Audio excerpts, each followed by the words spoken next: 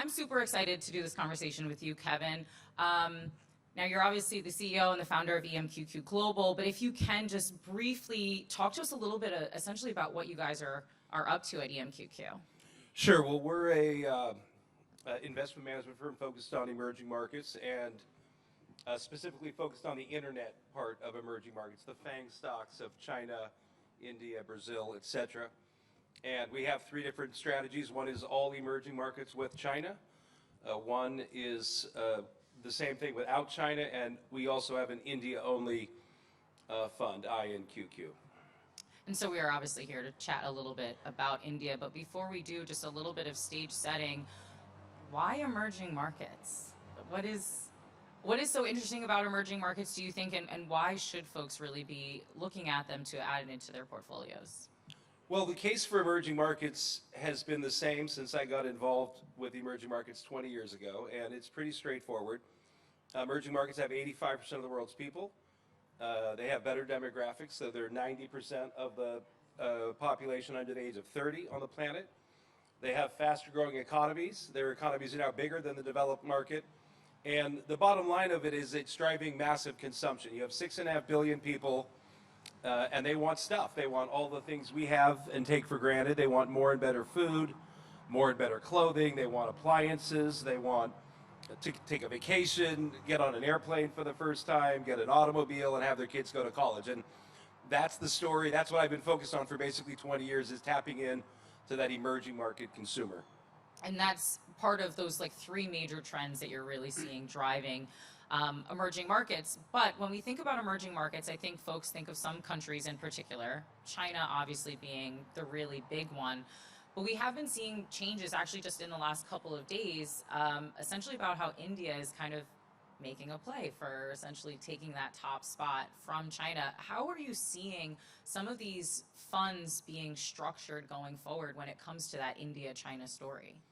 Well, the fact is that China's stocks are down a lot, and India's stocks are up a lot. And so most of the indexes are market cap weighted. And so India's become bigger and bigger relative to China. Now, look, China's economy is way bigger than India's, and it's going to be way bigger than India's for the rest of most of our lives. And China remains the biggest and most important emerging market. But as everyone in the audience knows, there's a lot of controversies and issues around China. And more importantly, at least in terms of the internet story that we're focused on, the China story has been the story of the last 10 years, right? Alibaba and Tencent have basically digitized everything in China. But now India has arrived, finally. And the India internet story is in its earliest stages, and it looks incredibly good. In fact, as you know, I believe India is the perfect emerging market, and I feel very confident in that.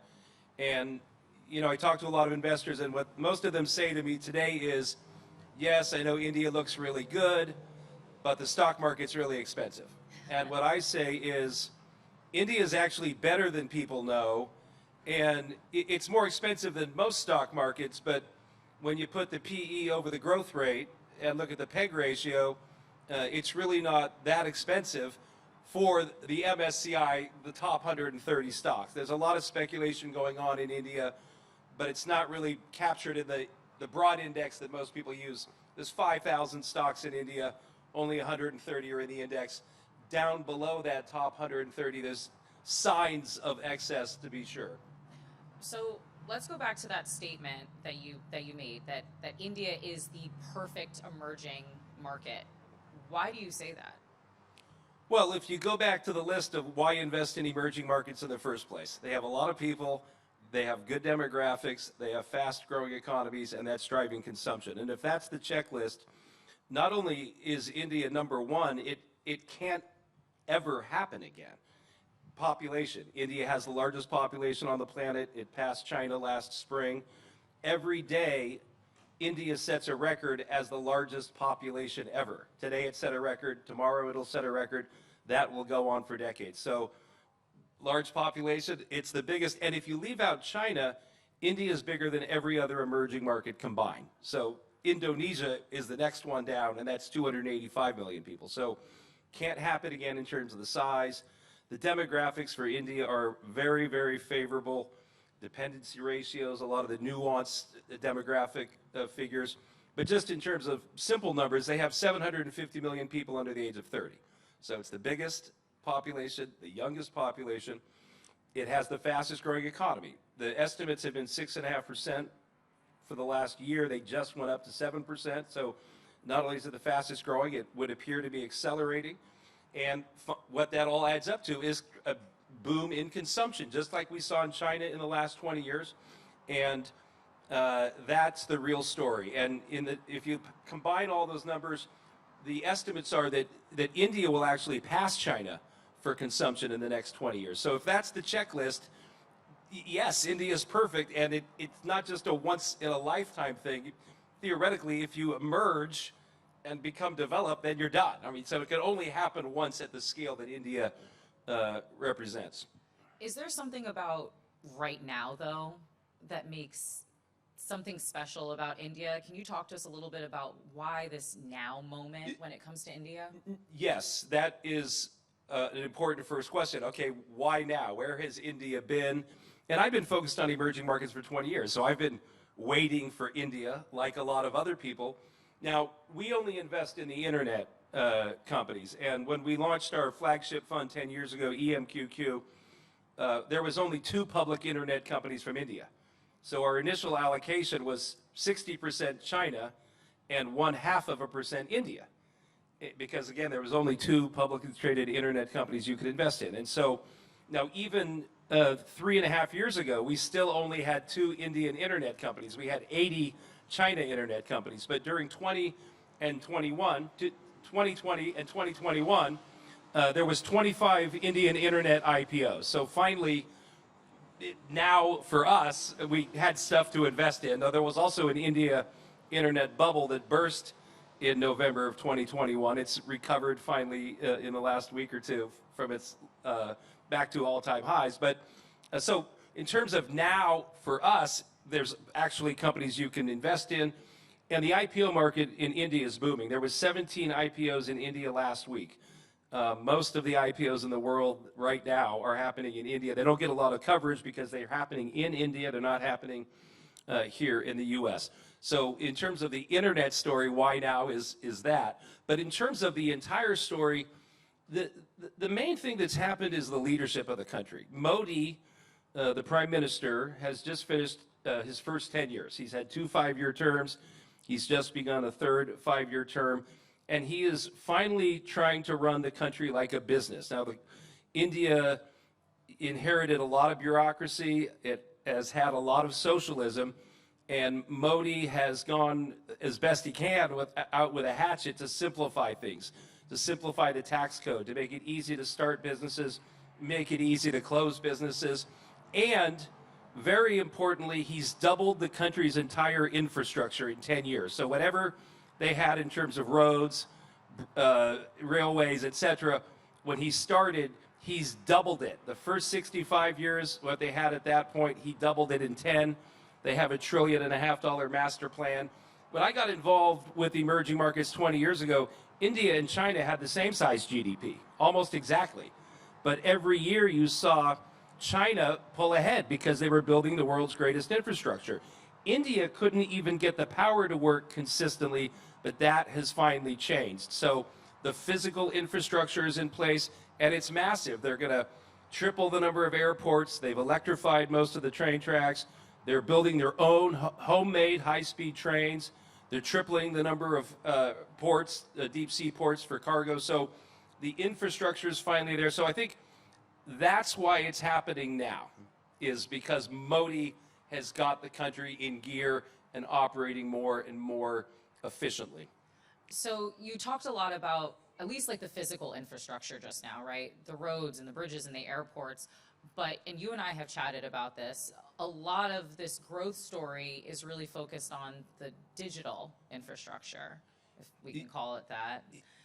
Yes. Can you talk to us a little bit about what's happening there in terms of the technology piece that makes India so exciting right now? Sure. So there's really 2 additional elements to the India story on paper, again, it's the biggest, youngest, fastest growing. On paper, it's perfect.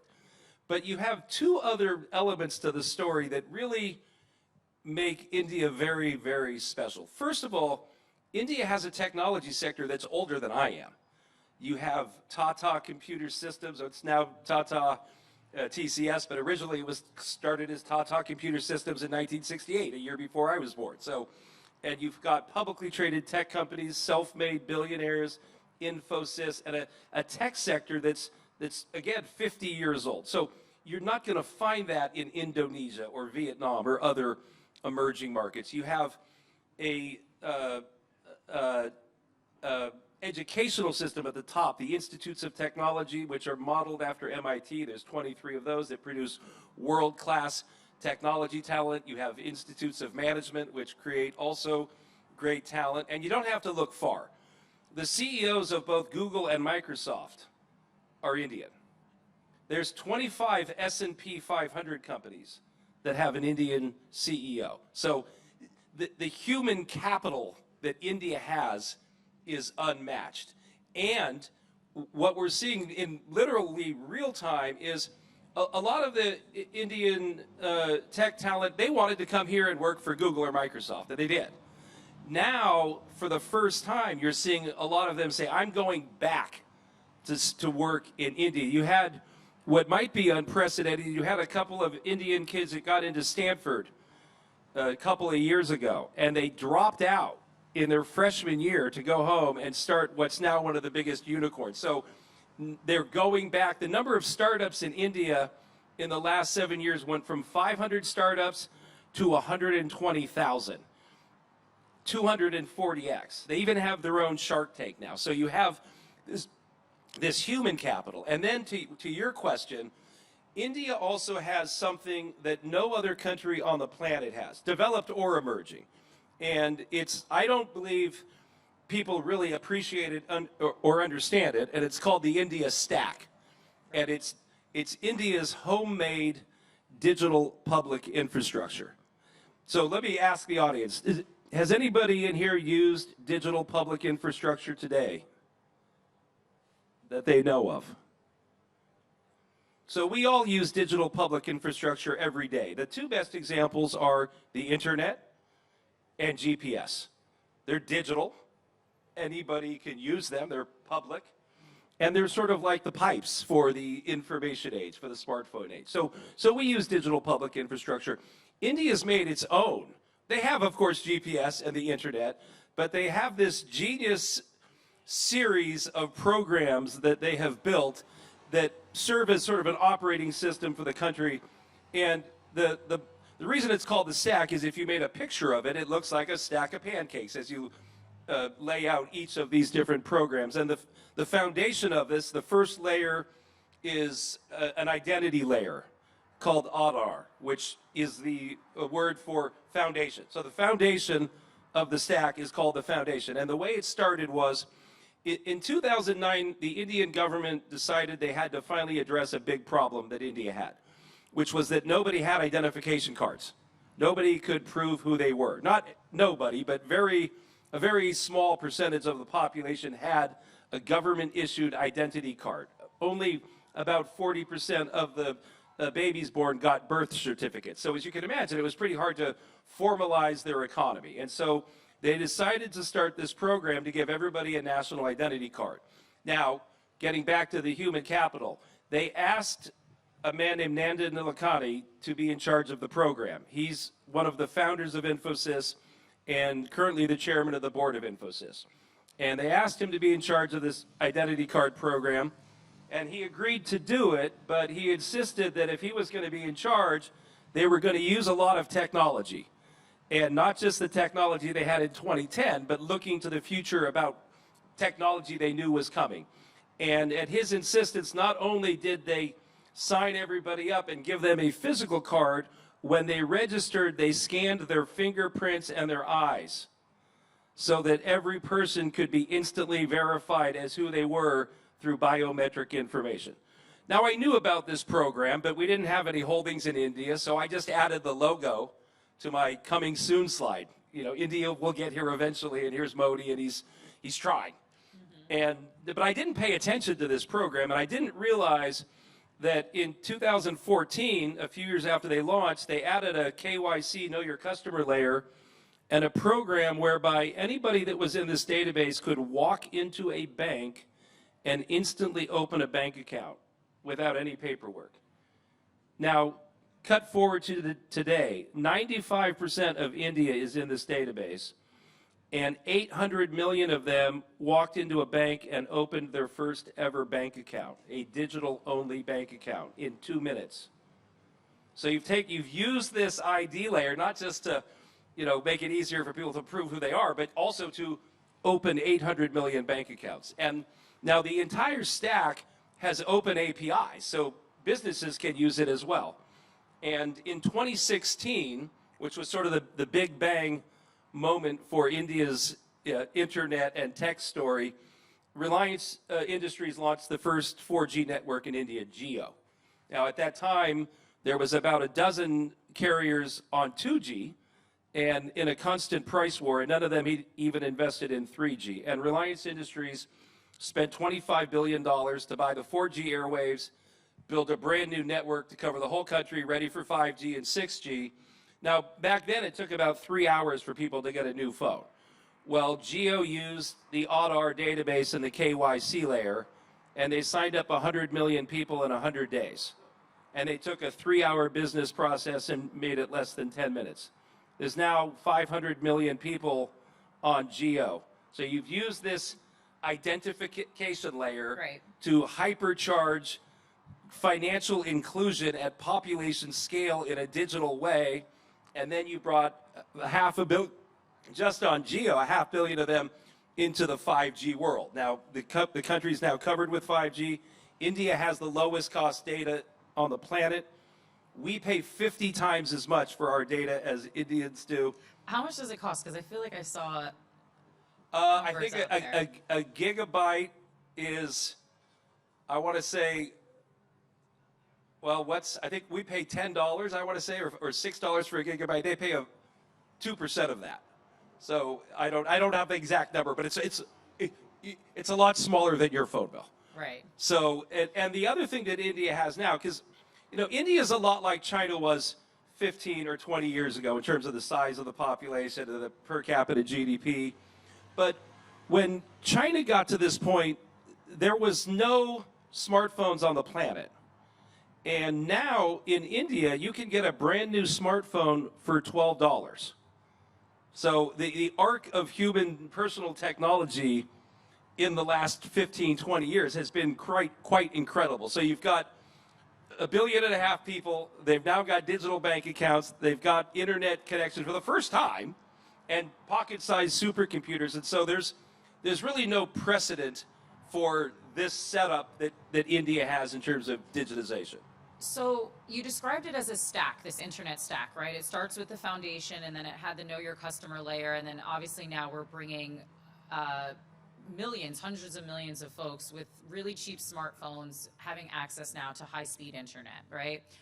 What comes next in that stack, or what's being next built? Well, the second layer of the stack is a payments layer called the Unified Payments Interface, or UPI.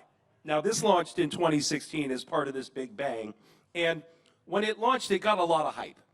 And it was essentially the headline was a QR code-based payment system for India.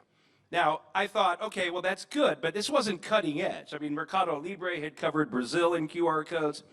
Pigeons had QR codes on their ankles in China. This was not cutting edge stuff to have, QR code-based payments. But I didn't really pay attention to the details, which were that this isn't just, me using Apple Pay. This is instantaneous transfer of money from one account to another with no friction or delay. I can send you 1,000 rupees and you send it back to me. We send it back and forth 1 million times. It's still 1,000 rupees. I didn't pay attention to that. So that launched in 2016. I just added the logo to my coming soon slide, but I didn't pay attention. And what happened in 2016 was, first they passed 1 billion people in the database. A week later, they launched the UPI. That fall, they launched the Jio network. Then Modi took the large denomination bills out of circulation. forced them back into the banks, and then they simplified the tax code, which might have been the most important thing. And since that combination of things in 2016, the UPI payments in India, it is the classic hockey stick. It now represents half of the entire planet's instant real-time payments are on the UPI. The slope of the curve is 55%. Only 20% of the country is using it so far. And perhaps more importantly, people are now paying their taxes, and the tax collections are growing faster than the economy. But the entire economy in those 7 years since 2016, 95.5% of the economy was paper-based currency. 4.5% digital. Today, it's 80% digital. So you've taken not just everyone online and into the financial system, but you've digitized the entire economy at a speed that is never happened before. So, I mean, because obviously this, and for anyone listening, obviously you start coming up with a lot of idea generation on what this could really bring. But just to kind of connect the dots for everyone, really, when you now have the population, right, you have the consumerism that we have this internet stack, the access, the payment system, what does that mean next in this next kind of wave or phase for India, especially now as we have, as you mentioned, hundreds of thousands of startups that are coming, the human capital? When we add all of those things together, what are you now seeing in this equation for the next wave for India? A huge amount of growth. I mean, in almost every vertical category, food delivery, online insurance, beauty products, travel, the numbers are so low in India on a per capita basis. Some of these categories, India can grow 500% and it'll get halfway to where Thailand is. So we don't need India to get to European levels for it to have massive growth. And I'm a big believer in the miracle of compounding, right? And this is, they call it a miracle for a reason. And when you can grow multiple hundreds of percent at the beginning of your, time frame, it's so important. And, 3% of India flies on airplanes today. And it's still the third largest air travel market in the world, right? 32% of China travels regularly. So it's just one example. So there's so much room for growth. The entrepreneurship, I don't think there's a way to quite quantify the value of the young Indian graduate saying, I'm going back to start a company. Founders and new companies, that's how you create jobs, and India needs a lot of jobs. So I think you just have a huge amount of digital growth, and it's happening right now. So your fund, you mentioned this earlier, focuses a lot on the internet. But if you're looking at other India funds, a lot of them focus on financials still. Do you see that changing? Why do you think there is this divergence between your kind of method and the way that you're approaching this compared to what some other funds are doing? Well, one of the first things I learned 20 years ago is that the indexes for emerging markets, the traditional indexes, they're not very good. The biggest problem that has always been the problem are the state-owned enterprises, the Chinese government banks and oil companies, Petrobras in Brazil. Now, India has about 10% of the broad index, the MSCI, is in state-owned enterprises. So it's not nearly as bad as China was. China was 80% state-owned enterprises when I got involved initially. And then you just have the legacy economy. I mean, almost all of the big indexes, whether it's India, Brazil, all EM, you end up with just the legacy, the big banks, a lot of which were state-owned and now are perhaps privatized, still large state-owned banks in India. You have people making motorcycles. I think there's 5 companies in the index that at least part of their business is making gasoline-powered vehicles. So the index for India, it's not as bad as China, but the biggest problem with the India index is that 20% of it are companies that don't generate any revenue in India. So Infosys, TCS, these might be great companies, but 95% of the revenue comes from outside of India. And their growth rates, you have an economy that's growing 7% plus, and the revenue growth for the broad index is basically 7%. So we're focused on the tip of the spear of the growth, which is the smartphone-powered digital consumer, and that is growing 3 times the rate of the economy. So then, to go back to what you were talking about a little bit earlier in terms of expense, right? Because you said it's actually not that expensive.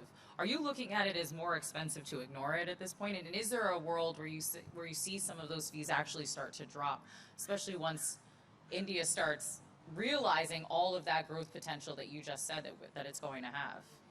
Well, the PE, for India right now, again, if you're talking about the MSCI India, which is what the largest ETF tracks and most people reference, the PE for the MSCI India is about 25, which is higher than the S&P. But when you put, the PE doesn't mean anything to me. You're buying the future, so you need to know the slope of the curve. So the PE over the G is all that matters to me, and it has a PEG ratio of 1.2. Now, having said that, there is all sorts of signs of speculation in small cap and mid cap parts of the Indian stock market. I would bet most of you don't know that 80% of the world's options trading right now happens in India by Indian retail investors. Not notional, but 80% of the actual trades. So there's definitely speculation going on, but I don't think India's index, the traditional index, is a bubble. The internet companies that we invest in actually have a PEG ratio of about 1. So I think I don't make short-term stock market predictions or in 1 year, 2 year predictions, but I'm an Omaha person first, and in Omaha things are really simple. The reason companies have value is because they make profits for the owners, and the only way to grow the value is to grow the profits. And if you've got 20% plus revenue growth, well, you've got a much better chance of having profit growth and thus long-term value creation. And I think, again, in India, it's green fields in almost every direction. So we only have about 2 minutes left. So I do want to get to risk in just a second, but looking at the timeline, because you compared India, though it's in an unprecedented kind of moment that you described, or it has this unprecedented sort of formula when compared to China, where would you say it is, though, in this timeline of growth? Well, I'd say it's like China 20 years ago, except it's a democracy, and it again a lot.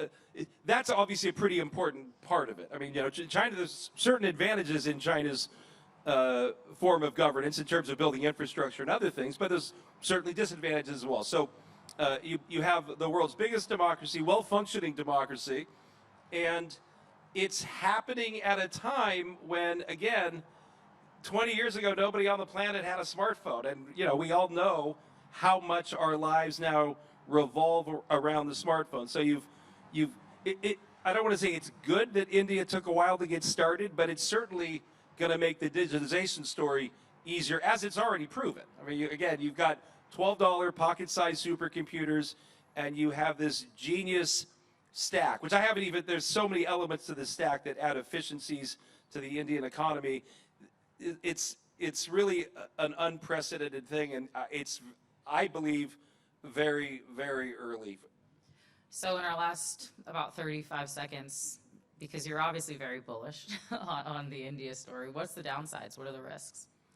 Well, the risks are many, as there are in emerging markets. The first risk is, I think, Modi risk. Modi has been the embodiment of this story, and in many ways dragged India to where it is today. Now, not everybody loves him, and he got his results in the most recent election weren't as favorable as some had thought they might be for Modi, but nonetheless, he's very important to the story, and so I think having him continue to drive this is important. He just got another 5-year term. He's young and in good health, so younger than our leadership. So I think he'll be around. But there's a lot of risk. Climate's an issue in India in an acute way. So all of the normal risks in emerging markets. All right, and that is time. Thank you so much, Thank Kevin you. Carter, CEO of EMQQ Global.